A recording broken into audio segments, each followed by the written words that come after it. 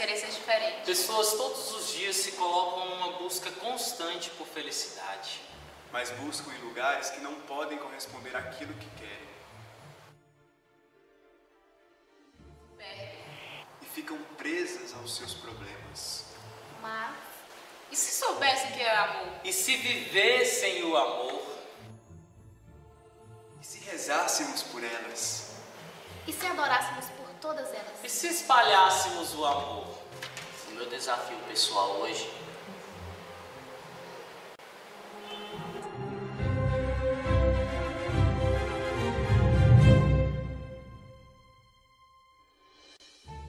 buscar a conversão de quantos forem precisos. Eu busco na minha vida manter-me fiel ao meu chamado.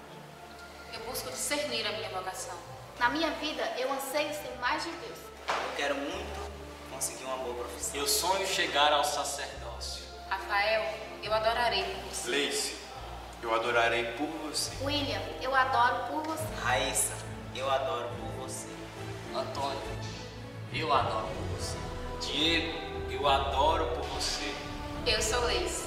Eu sou comunhão de amor. Não importa o que aconteça, eu sou comunhão de amor. Comunhão de amor. Eu sou comunhão de amor. Eu sou Raíssa e sou comunhão de amor. Sou comunhão de amor. Comunhão de amor.